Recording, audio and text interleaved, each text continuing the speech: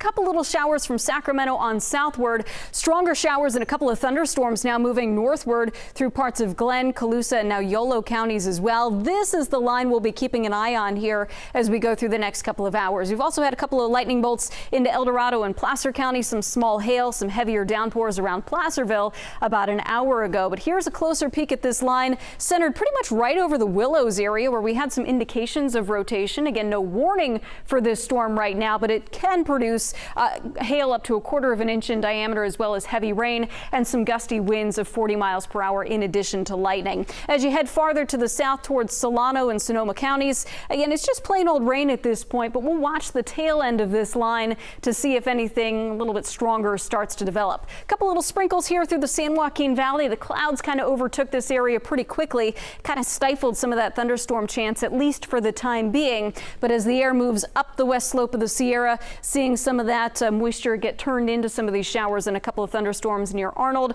Also a good downpour just to the east of Pollock Pines, Grass Valley, Meadow Vista, in and out of some of those little showers as well. Again, gusty breeze this afternoon up to 30 to 40 miles per hour, similar to what we've seen the last couple of days. We are not expecting widespread wind damage, but as these lines of showers and storms start to move across the valley, keep in mind they could produce some localized wind gusts closer to 50 miles per hour, in addition to that locally heavy rainfall, which could result in more street flooding.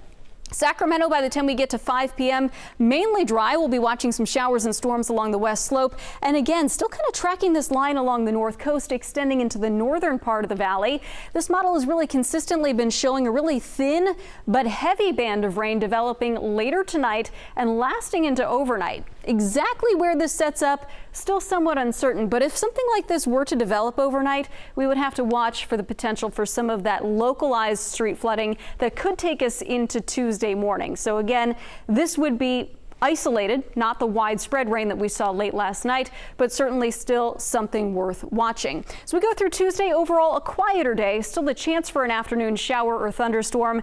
So it is once again going to be an impact day. But today, the weather alert day, because of the potential for thunderstorms and the increased risk for some of those storms to be severe, producing hail, gusty winds. And as we've been talking about on the west side of the Sacramento Valley, the potential for a little bit of rotation, potentially a funnel cloud there as well. 7-day forecast again has the impact day on Tuesday. There will be plenty of dry time on Tuesday, much like what we saw this morning. You're probably going to see the sun at some point in the valley and into the foothills, but we'll be watching for some of those storms to bubble up again in the afternoon. Wednesday, a couple of showers, mainly in the morning. That's what it looks like at this point. And then the system finally gets out of here Thursday into Friday. So it's been a busy holiday weekend. Yeah. It's going to kind of linger for a couple of days.